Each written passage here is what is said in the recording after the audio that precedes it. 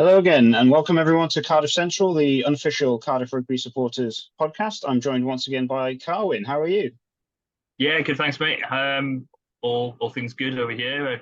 Having a couple of days off, which is nice to have after a busy weekend of sport.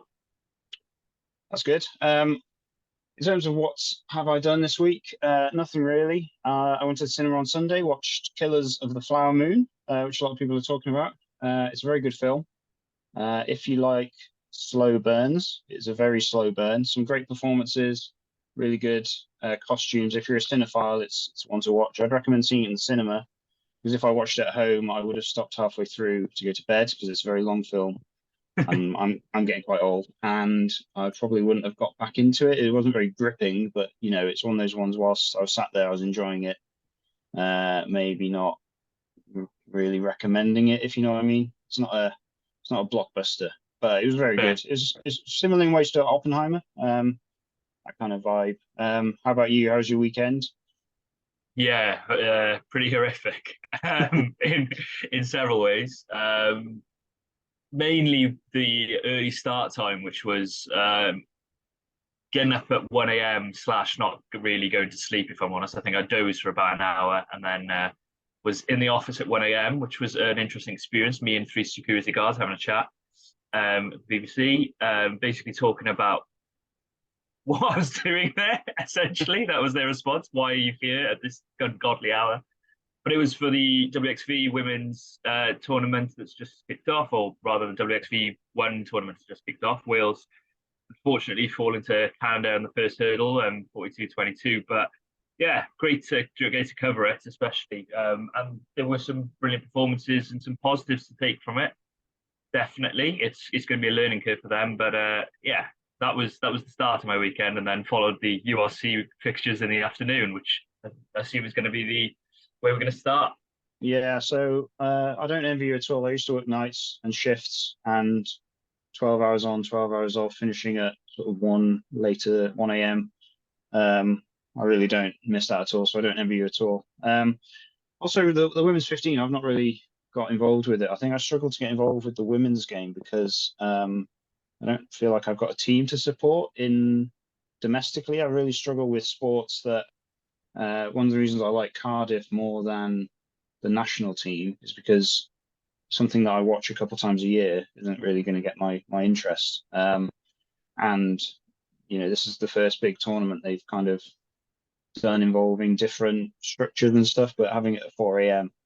Um, it's not something I'd get up for, but if I was interested in it, I would, if you know what I mean. So Yeah, how do you think the campaign, I don't know if that's the word we use, the campaign is going? yeah. First and foremost, I think it's interesting you say about the domestic side because obviously Worcester Warriors collapsed the women's side last week, and there's about six Welsh internationals there, and they've been a few of them. Fionn Lewis and ex-Worcester player Shannon Harries have been calling for a Welsh professional side to be installed. Um, there are plenty of Welsh sides at the moment. You've got the likes of Pontyclun, you've got the likes of Llandaff North in the women's league, top women's league at the moment, but they are amateur. So yeah, that's been something they've been calling for. On the game itself, Wales, there were positives and there were negatives. I thought first half Wales did really well to respond, and it was almost immediately to when they were knocked down. They scored a try, they conceded a try early on, and they scored straight away with a really nice line-out move, which was cleverly thought out. Little front peel, Hooker goes over in the corner, Carys Phillips. Then, okay, Canada came away with it a bit, scored a couple of tries, but then Georgia Evans scores a brilliant interception. The problem for me watching it was an area Wales pride themselves in is their tight play and their scrum and their line out. And we saw that in the Six Nations, how dominant they were in those areas. That wasn't as dominant. They struggled actually in the scrum at some points. That'll be a bit of a moment of, I don't want to say worry, but perhaps a bit of, they'll have to consider that and work on that moving forward because, yes, Canada are a strong side and Sophie de Goody is as good a player as you'll come across. Not number eight's kick for goal, but she nailed every single one of her kicks, I think, and scored a try and was generally outstanding for Canada. But it was a bit of a disappointing one for Wales, I think, in some aspects. Goody, by chance, actually has a Cardiff connection, if you were wondering. I think Father Hans played for Cardiff back in the late 70s, if I'm right. This is a Phil Steele fact. I can't take it from my own, but he was telling me that at 2 o'clock in the morning. So if I've got that wrong, apologies, but that was me noting it down at 2 o'clock in the morning on Saturday. Yeah, Hans the Goody, I think, was a Canadian international who played for Cardiff in the late 70s for a season or two. The Again, yes, good performances. Alex Callender was brilliant at points, and considering the week she's had with the Worcester situation, she was brilliant. I thought could have done with more control from the halves again. That's been a running theme slightly with Wales in the past. The lack of distance on kicks. I thought Canada got a bit of territory supremacy, especially in that second half. Overall, Wales probably have been targeting the Australia game. I think it's Eleanor Snowsill was quite vocal on that Wales should have beaten them in the World Cup. So this is a time for a bit of retribution in a way. Maybe that's not the right word, but a bit of payback. This weekend they play New Zealand. Again, it's an early start. Again, I am working on it. So anyone who is going to be watching, I will be watching along with you. So there's some solidarity there somewhere. But yeah, New Zealand is going to be a really tough ask. Despite them losing to France, I think they're still going to be a really tough opposition. And an exciting one, though, because New Zealand do play brilliant rugby. And as pointed out, they do have the World Cup record try scorer, regardless of what Will Jordan does this weekend. So in Portia Woodman. So yeah, it's going to be a challenge for Wales this weekend. But I think next week is the big one against Australia. If they can get a result there, that'll be a successful debut in the WXV1. Yeah, that was a really long explanation. Sorry. No, it's good. On Scrum 5 or the podcast, they said about would it have been better to potentially win the WXV2 rather than entering the WXV1, and this is something I disagree with people about regularly, because some people say they'd rather play in the top level regardless. But you think back to Cardiff, I would rather see us do a good run in the Challenge Cup than get knocked out in the pools at the Champions Cup. I think we've not been at that level for a while. What are your thoughts about that in terms of Wales women competing in WXV1 or potentially going further, and which is better for the game, or which is better for the team? Or I think I'm going to disagree with you on that. I think actually WXV1 is the right option. I think Wales, there's a slight difference with the Challenge Cup situation where I think Wales have proven they can beat Italy, Scotland and Ireland. Ireland are in WXV3, but they've proven they can beat Italy and Scotland, and South Africa, I think, are one of the other teams there. They've proven they can beat them. So this is a moment where Wales have got to take that and learn from it and progress further. I don't think they've learned anything from competing in the WXV1, WXV2, sorry, I should say. They could have even lost to Italy or something like that, and that would have been almost a step further back. Whereas this, I think there's only a positive to go from this. Granted, with the situation of promotion, relegation, etc., that there could be an issue in a year's time, but they could get a win against Australia. I really do feel like that. Australia are a good side, but they're not that much further on than Wales. They're only a place above them in the rankings. Yes, Canada were clearly a step too far, but Wales have already beaten USA for the first time this summer. That was a big step and did it pretty convincingly. Yes, USA aren't as side they were, but still convincing win. Now they need to take a step further and hopefully get that win against Australia, or at least be a lot more competitive with New Zealand than they were in the World Cup, where I got to be honest, they didn't put up as good performances as we'd have hoped in that playoff. So I think for me, WSV1 is the right place for Wales this year, definitely. And trying to get a statement victory, I think Wales need that now. They need that extra step to say, right, we have closed the gap to England, France, New Zealand. We are punching through that barrier where it's not I'm trying to phrase this in a way that doesn't sound disparaging, but at the moment you've got Italy, Wales, Scotland, and Ireland in this pool of teams, and Ireland have been left behind a bit because of the lack of professionalism. Wales want to push ahead of that chasing pack. They want to be the best of the rest, I suppose, to use that cliche. And the only way to do that, I think, is to get a statement victory against an Australia, or hopefully in the future in England and France. But I think that's on the table at the moment. So an Australia would be a statement victory that I think this time around could be achievable.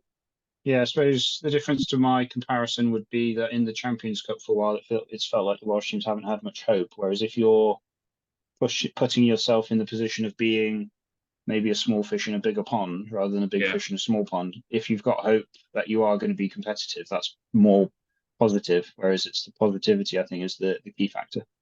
Yeah, I agree. I think this is the next step on the journey. The journey. I hated myself for saying it. It felt horrific, but yeah, I think that is the realistic situation. Is we are all on this journey with them, and hopefully, Nigel Walker said a couple of times in the past that they want to make this the best. Was it best women's training situation in the world or something like that? If you're going to inspire the next generation, you have to get statement wins, and the only way to do that at the moment is WXV1. Yeah, that's all good. So, speaking about statement wins, or in our case, lack of statement wins, turn our attention to closer to home, the Benetton game, just gone. Cardiff 22, Benetton 23. We'll come back to our general thoughts, which I think will be fairly self-explanatory, but I'll just read out some engagement we've had from social media. So thank you everyone for sending these in. I think there's two that really sum up my thoughts. One is Rob Hill, which he says, in a season where wins will be very hard to come by, this was one we let slip. I think the players such as Rhys Carey should have been kept on longer as the bench. It was always a weakness, but it's probably a foreshadowing of the season ahead where we know depth is our problem. And Rob Rich kind of mirrors that, saying, it's clear, though in a bit stronger terms, it's clear there's nothing on the bench to change the game. So the first choice are going to have to go a bit longer, a bit harder, make sure they take their chances.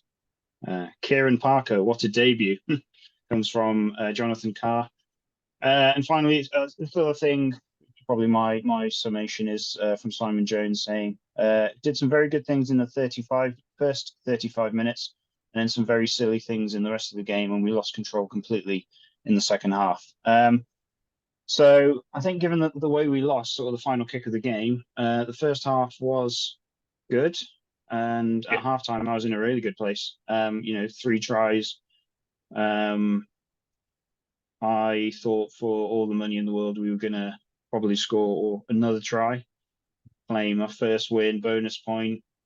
And that's not the way it went. So what was your general thoughts on the game? Oh,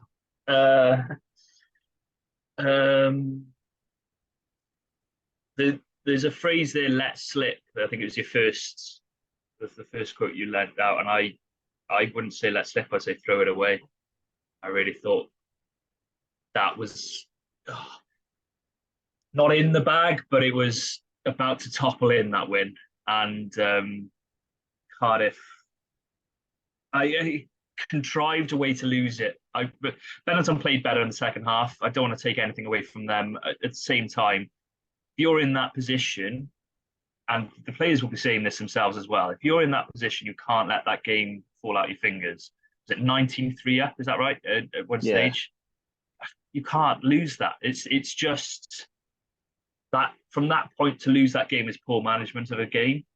You've got to expect Benetton to come back into it. You've got the benefit of having just watched the Ospreys play against Connacht and coming back into the game in the second half. Surely that would have been a lesson to say, right, this game isn't done. We've got to bury it in the first 5-10 minutes. But Cardiff did anything but do that, really. They gave, in some ways, actually, it was quite reminiscent of Wales against Argentina.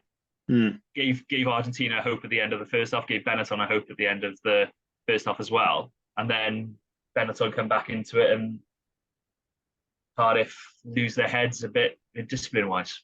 Yeah. So, as you say, first half was really good. So I'll go through that in a little bit more detail. as we said, we've already used the phrase "the journey." We're going to be using a game of two halves because we're cliche today. But it really was. I mean, I said at half time I was getting a beer and um, was really surprised or impressed, or we kind of gone into this game not really sure how positive to be, or were we being optimistic. But one thing that really stood out was the set piece. The scrum was really strong, the line out was really strong, and the driving more. Going through the season, that could be a real weapon for us, and that's quite unusual. The amount of lineouts I've seen Cardiff fluff over the years is impressive, and the scrum was really strong. The defence coming into the new season, when we signed Gethin Jenkins on a consultancy basis, he was going to be doing a sort of part-time thing, raised a few questions in terms of how effective was that going to be, but the defence was really good. Their two tries they scored, one was from a driving more from a line out, and one was a chip and chase, and the bounce came off and there was no cover. So obviously we can question the cover, but when the ball was in the centre of the pitch, they didn't really look like they were going to line break and run off and score a try. So we'll come back to that because that kind of raises questions of how frustrating the end of the game was going to be. The discipline was good at halftime. It was 2 penalties to 9 in our favour, and a lot of those penalties came from the defence in terms of turnover penalties. So it went the other way in the second half, and the penalty count increased slightly. But overall, discipline was quite good, and we've seen that to our detriment quite a lot in the past. I think one criticism of the first half is that we were quite dominant, and as you said, we let them back in by scoring that, letting them score that try at the end. So it was only a 9-point gap at halftime, whereas realistically, if that had been 19-3 coming into the second half, that's sort of a different story. So that's kind of the story of the first half. Obviously, we did score 3 tries. One came from the defence. They tried to do an offload off the floor, and then there's some lovely pinching and offloading of ourselves to get Ellis Bevan into the corner. And then 2 from the forwards. I think it was Reece Carey and Liam Belcher were there. So we'll come back to individual players who kind of stood out because within that first half, there were a lot of positives from a lot of different players. But if you just run us through the second half in terms of where it all went wrong. I'll lead you into that a little bit better. The kick chase tactical game was really good in the first half. I thought Cameron Winnett stood out really well. We were kicking high and contestable kicks that we were recovering well or defending well if they recovered it. So that kind of definitely went way downhill in the second half. So if you talk us through what really stood out in terms of where it all went wrong. Yeah, that's probably a 5-minute period where the kicking game just went to pot for a bit. Be that the defensive catching of the ball, or be it the actual kicking out of hand. And both, I think it's fair to say you could put a little bit of blame on Tynes. As the Beers head, there's that high ball where he doesn't make the catch, but also doesn't make the tackle. And Albanose goes in for a try. That was a little bit cheap, as you mentioned, the cover, the lack of. If you're Tynes, you're probably saying, why is there not cover behind me? But maybe if you know there's no cover behind you, maybe you make a bit more of a sensible decision in that situation, and maybe you don't go gung-ho with it in a way. And then straight after that, he kicks straight to touch, goes out, and that seemed like a massive momentum swing. It was yes, kicking straight into touch can be a small thing, but that one did feel pretty poignant at the time. I felt representative of his game. He was superb in the first half. He set up Ellis Bevan's try with a lovely offload, controlling the game. And then he had a 10-minute spell where it just seemed everything was against him. I don't know if he lost his head a little bit, or perhaps it was simply that just things didn't go right, which happens on a rugby field. But maybe the decision making wasn't right there as well. I was surprised he stayed on for that 10-minute period, and even more surprised he stayed on until the end of the game, but we'll come to that in a bit. Then you're talking about just indiscipline in general, just stupid penalties, dumb penalties, offsides, dumb ruck penalties. The scrum wasn't as dominant. The line wasn't as dominant. Driving more. there was just a lot of inaccuracies that were giving Benetton a foothold in a game that they didn't deserve to be in. It felt like at points. It, you know, I on the final penalty, which I suppose is what you were alluding to earlier when you're talking about not giving them opportunities, and the defense was solid and not really giving them a chance. And that final penalty is such a killer. And first and foremost, I want to say, on a personal level, I'm sorry to Kieran Parker, because that clip of him that's done the round on social media, the person couple of clipping that up is me. Sadly, that is my job, was my job on the day. But it's a bad challenge. It's just the words that people have used to comment underneath it for the majority are right, stupid, mistaken. It's not deliberate. On all that, it's just a really poor, mistimed one. Hopefully, he learns from it. I liked Belcher's words after it. Liam Belcher, I thought he was really strong, coming out and saying we need to all get around him, because that is going to be a real killer for him doing this week. You're making a debut. You want to make an impression. He's got it wrong, badly so. I want to stress. He's got it wrong. Hasn't intended to do it, and hopefully the players will get around him, because ultimately that has cost his side, and will cost us for weeks to come as well, because obviously he won't be available. But gutting really on a level with Cardiff, because that was it's difficult to say whether Cardiff deserved to win that game, because I felt as much as we deserved to win it in the first half, they deserved to lose it in the second half. So it's one of those situations where, in my opinion, threw it away. But very frustrating, to be honest. I think after the game, I walked away thinking we deserved to lose it. I watched the first half back and thought, it's one of those ones. It was literally the first 40 minutes we were flying. The second 40 minutes we were poor. On average, when you're that bad in the second half, you can't say you deserve to win it, or it's one that got away. I think that tackle at the end was horrific. It's not the sort of thing we want to see at Cardiff. Or in rugby in general, I should say. Well, or rugby in general, because it's not just we lost the game, or that we went down to 14 men. He was out cold. He was. Yeah. I think he did walk off, luckily, but he could do long-term damage, and it's not what we want to see. I don't want to have to sit here defending or making excuses for Cardiff players doing that. And I think we've never been a dirty team, and that's it's not really what I want to see. So, but I don't think that tackle cost us the game. It was lost. We were losing that game steadily throughout all the second half, and that was just the straw that broke the camel back. And also, full credit to their kicker, Umaga, I think it was, got man of the match, deservedly so. And that was right within his range, pretty much just on halfway. He was slotting them all game, really well controlled from Benetton. As you said, they played well. I don't feel like they played terribly in the first half. I just thought we outperformed them. Then in the second half, they played a lot better than us. They had control in the halfbacks, didn't they, in the second half? And they do what I want our teams to do when you are behind, which is just keep picking points, staying within range, and then if you get a penalty at the end, I think what's most frustrating is if it wasn't for that hit, you think they would have eventually got pinged themselves for penalty, maybe, because we were going in the second half. We were making more progress towards their try line when they had the ball than when we did for a lot of the game. So really frustrating. And as others have said, which we'll come back to slightly later, but this season there's not going to be loads of wins, and if you can't keep a 16-odd point margin against a team like Benetton, I really do fear what's going to happen when we play sort of one of the top 8 teams.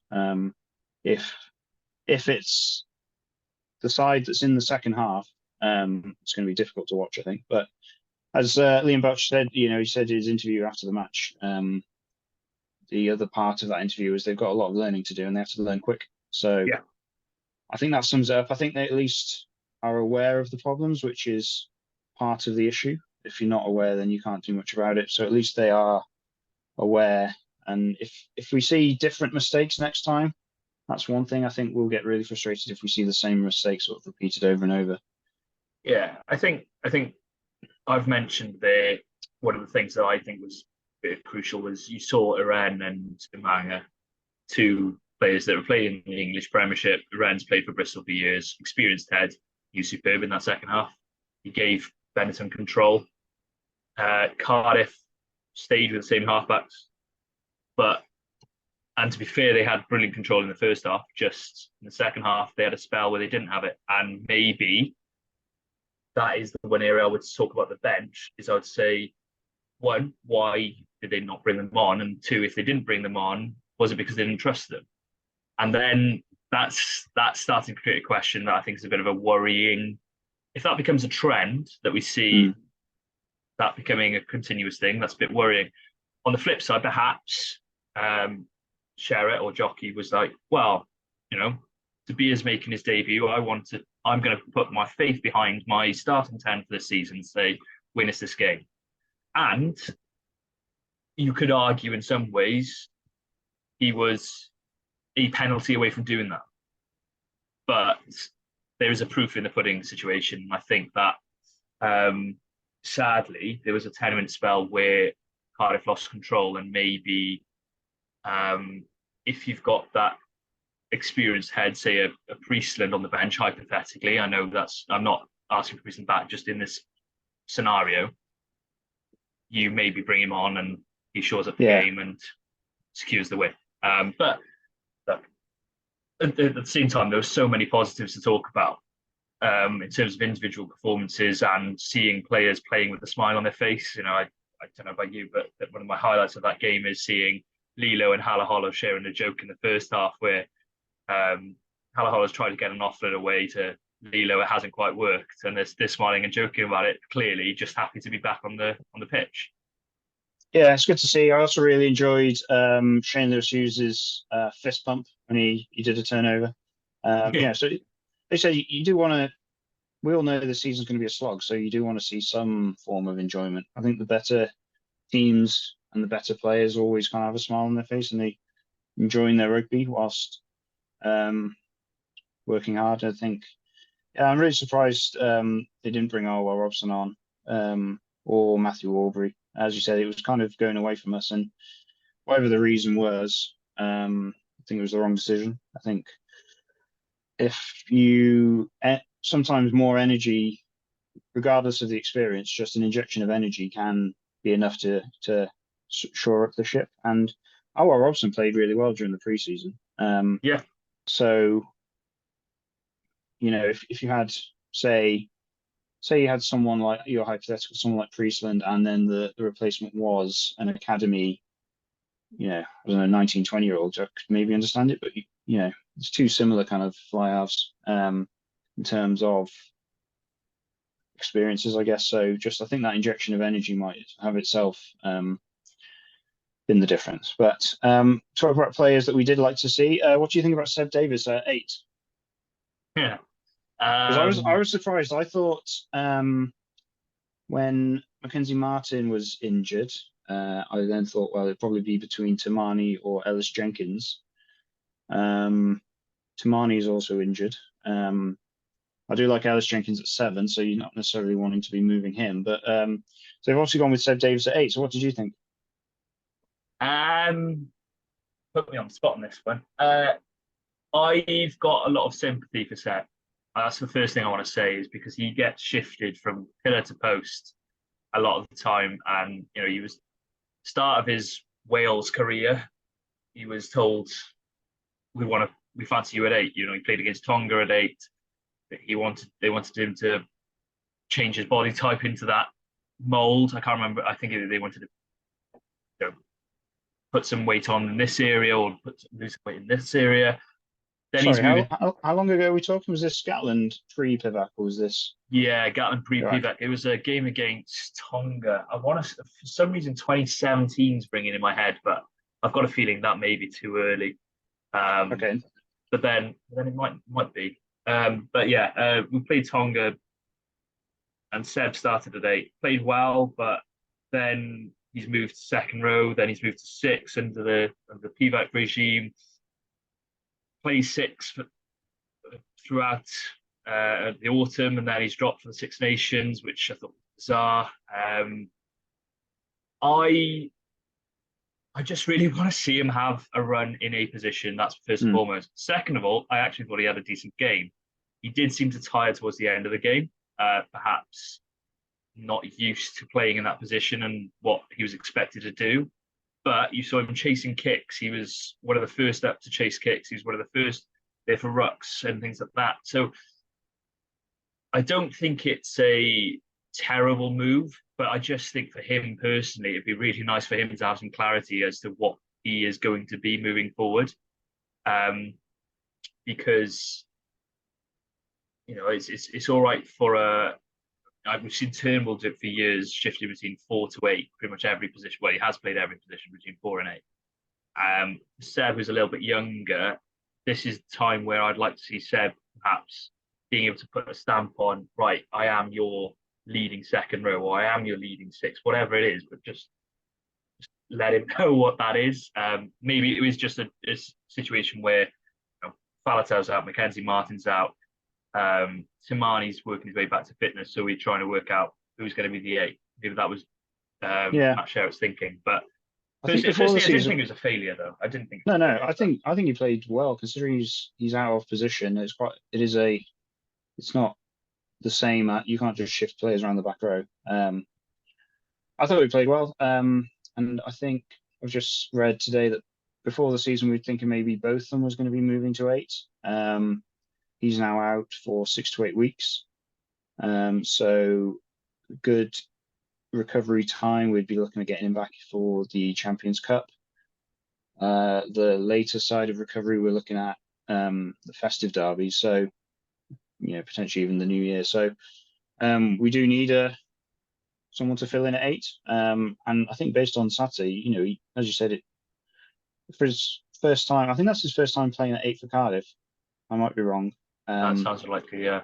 He may have filled in, during the odd bits of, sin binning or someone off. But I think giving him that kind of responsibility and backing would be good long term. And I think he gets a lot of unfair criticism to Seb. And I thought he played well. I also really liked Shane Lewis-Hughes at second row. That's obviously, maybe that's freed up Seb to focus more on the back row or something. I don't know. Shane's really athletic. I really like that style of second row. It's almost like having another back row on the pitch. And it also frees up space for Alex Mann, who I thought was really good for his debut. I think he made 18 tackles. I saw on the match centre. So, he's a real prospect. You've been talking about him pre-season a lot. But fingers crossed he can have a good run at 6 and kind of make that jersey his own. Yeah, I really like him. So I thought he was really good. It was 2018, by the way. I was just looking. Okay. That was the Wales Tonga game, one for. But yeah, Alex Mann, I think, is a brilliant player. And as you mentioned on Shane Hughes, I was a little bit worried about the lineup with him, but it was sorted. There was no issues at lineup time at all, really. Yeah. Nothing that I would have said, that was a repeated issue. It seemed pretty steady and solid throughout the game. Yeah. I was looking at the team sheet, which I think we'll try and release on a Thursday, just to try and, our predicted one. I don't think you'd struggle to make an argument. I think the same players are injured or will be injured next weekend. Unless Mackenzie Martin is back, he might feature somewhere. I think for a starting scrum, 1 to 8, because it was so good, I think you'd struggle to make any argument for changing anyone, really. Yeah. I'm trying to think any changes I'd like to make. The only one I'd ask is whether Owen Lane is likely to be fit. It was supposed to be not a major thing. On that, I thought that was quite a big injury, actually, losing Lane. So he'd been really good in that first half. We didn't actually mention that. And then him going off, and Harry gave away a couple of cheap penalties, I think, fair to say. So, I think that was a big loss for Cardiff. So hopefully he's fit next week. But even if Lane isn't fit, there's a player, Alan Summerhill, who I'm a big fan of, and or beat them even, who can slot in there quite seamlessly. Yeah, it's interesting you say beat them because I was going to say we've then got Cabango and Summerhill.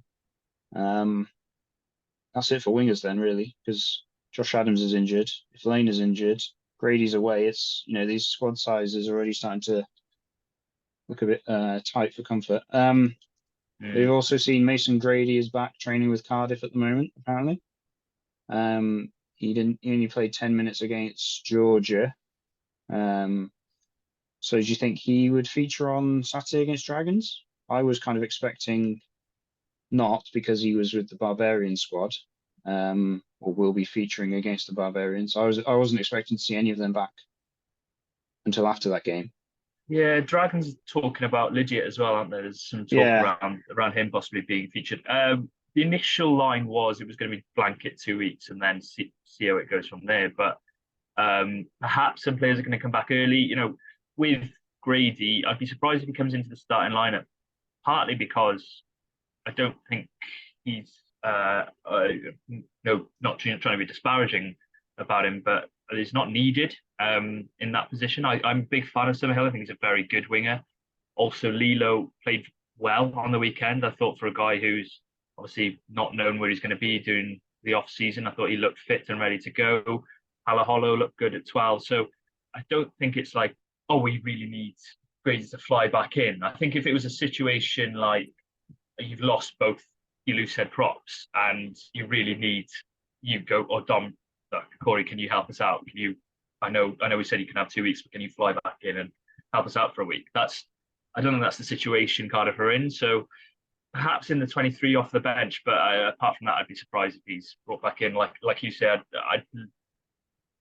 unless there are any niggles or anything else, I'd be surprised to see many, if any, changes to that 23. Yeah, sure. So we've kind of ventured into looking ahead anyway. We'll do a quick recap of Dragons versus Edinburgh. So obviously we're playing Dragons on Sunday. It's the first Welsh derby of the season. So Dragons versus Edinburgh, they had a similar story to us. They're at home, started off really well, went out, I think it was 15-0, might have even been 17-0. And then Edinburgh were quite poor, I think, but managed to drag their way back into the game. Dragons getting steadily worse throughout the game, and ultimately Edinburgh winning by about 5 points. So what are your thoughts on Cardiff versus Dragons on Sunday? We've used the phrase must win. First of all, Dragons haven't beaten us since 2014. They'll be really looking to get that monkey off their back.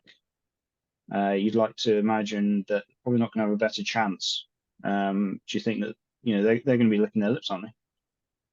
Yeah, they'd have been looking their lips last weekend. I thought they'd win against Edinburgh. That Edinburgh side are a side in flux. They've lost Mike Blair. They were going for a different style of play, all sorts of things. But I think it was something ridiculous, like 18 penalties Dragons gave away. So you don't win a game. Well, you win very few games if you concede 18 penalties. First and foremost, I just want to say it's too early in a season to have a derby. I don't know if you feel the same. Derby week 2, you haven't managed to get that feel of where these sides are yet. You haven't managed to get a bit of this. You say must win, but it's week 2. If it was say week 3 or week 4 and both sides haven't win, that's a must win. So that's my one scheduling frustration. But on the game itself, Dragons have been talking up this 4 of their first 5 at home. Well, they've lost the first one, so eventually they're going to need to win some games. And after that first 5, they're out in South Africa. Then they're into Challenge Cup, so they've got a ridiculously hard couple of weeks after those first 5 games, and they need to get wins in this early part of the season.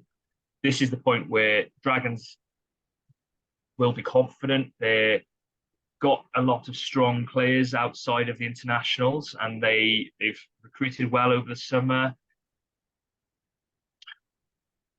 It's going to be a tough ask, I think, for Cardiff. I really do think Dragons are going to have a good season this season, and I've said that before. I do fancy them to finish ahead of possibly two regions, if not all three other regions. And yeah, they had a disappointing result last week, but they will have taken positives like Cardiff will. And I think it's a really difficult one to call. And to be honest, I'm really tempted if you're going to push me on a prediction later on and sitting on a massive fence on that one. But the the matchups, I feel, it's quite equal in most positions. You talk about the centre battle is going to be an interesting one. Steph Hughes as captain for Dragons. He's a really strong player and has been performing superbly for them in pre-season and the end of last season.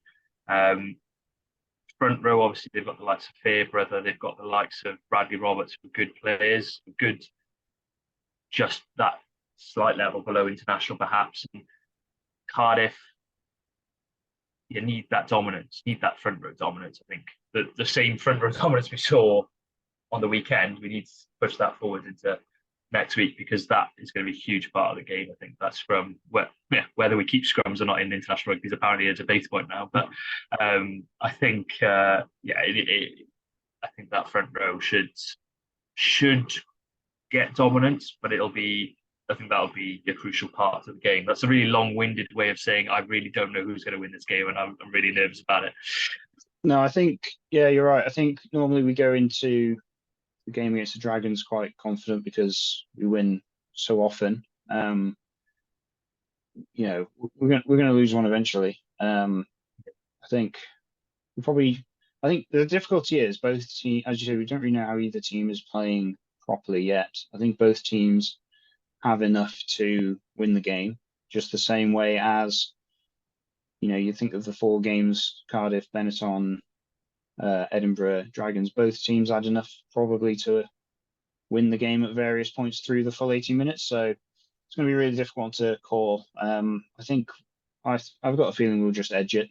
I will say in my Super Brew predictor, the three that went wrong for me this weekend were I predicted the Dragons to win, I predicted Cardiff to win, and I predicted Leinster to win. So I got all the rest right, but those three, I was quite surprised about Leinster, but you know, Glasgow is a good side, but that's by the by. Yeah, I did think I'm with you. I think this is you say every year though. This is the Dragons' year, and you have a good feeling, and it's the same as Cardiff in a way. You know, I always go into a season, I think this season's going to be better than the last, and then it's generally about the same. I think.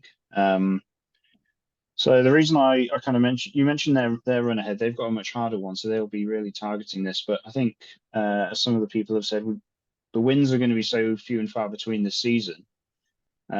If there's a chance that you have kind of parity, I think you really have to throw everything at it because, like you say about the Dragons derby being too soon in the season,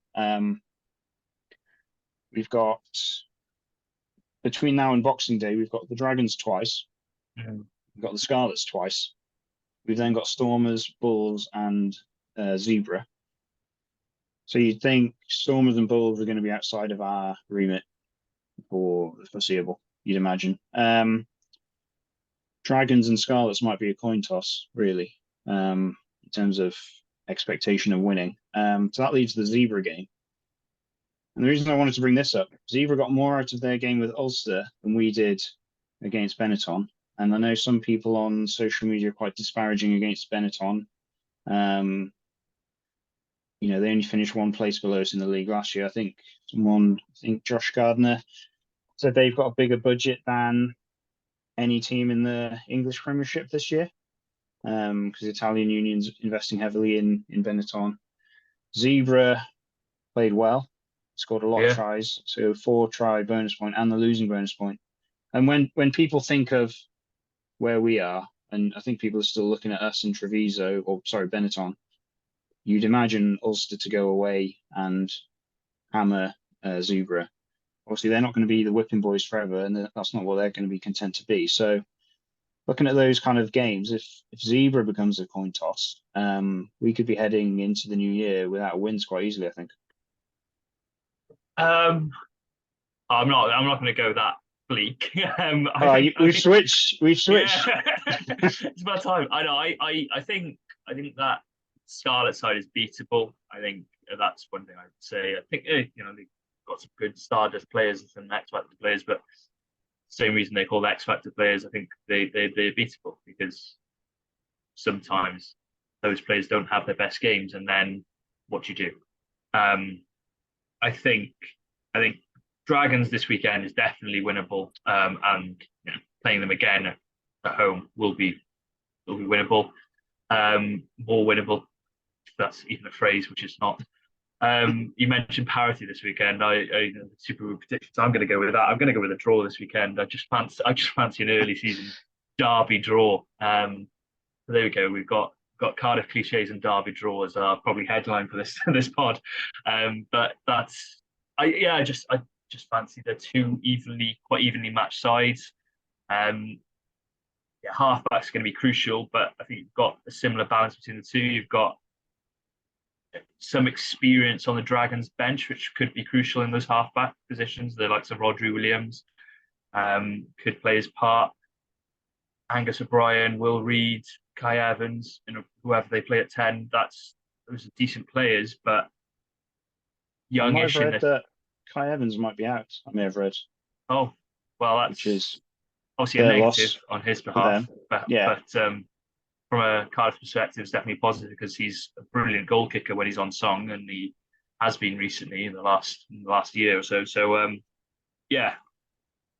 it's going to be a battle. That back row as well. That's quite a tasty back, to be fair, and one that if you're an Alex Mann and you want to be, sorry, I keep on harping on about him, but if you're an Alex Mann or even an Alice Jenkins wanting to get yourselves in that possible national reckoning, those are the players you need to prove yourself against first. The Harrison Keddys, the Ollie Griffiths, those players who, Di Flanagan a couple of weeks ago was talking those two up as possible Wales internationals of the future. I know Ollie's had a cap before, but to have future caps. Well, before Alex and Ellis want to get ahead of the likes of Jack Morgan or Tommy Raffel, they need to get ahead of these guys, and I don't think that's a given at the moment. So could be a back row battle to savour, and that, as I mentioned, that type 5 is going to be crucial as always. Yeah, I think I'm going to end on a prediction. You've gone for a draw, which is Weasley, I'll say. In fairness, it's not actually completely fence-sitting. No, I genuinely think it will be a draw. I think it'll be close. I'm going to back. I think we do have. I think Cardiff does have enough to get it over the line. I think they will learn a lot from the game we've just had, and I think that includes the game management in terms of use of the bench as well. So I think it'll be close. I think it'll just be. I think we've got enough to scrape past, but it could go either way. And to be fair, I did say that about Benetton. I think it could have gone either way. I still stand by that. So yeah.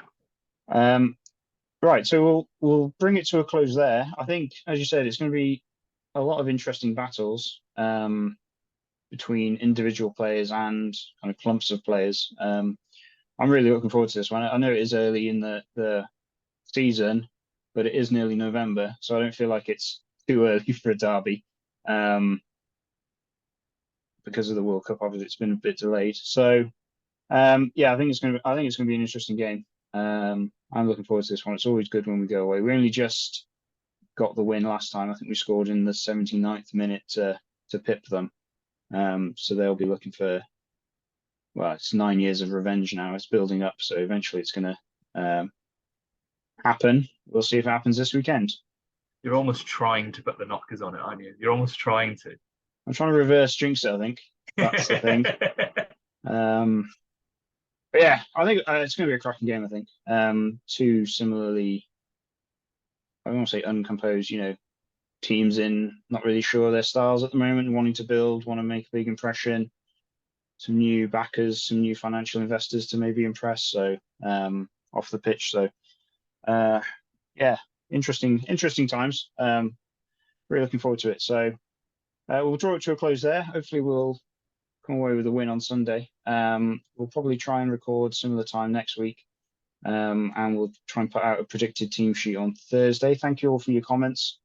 And keep them coming, keep sharing. We just kind of want it to be a bit of a focal point for fans in the community. Any more to add, Colin, before we go?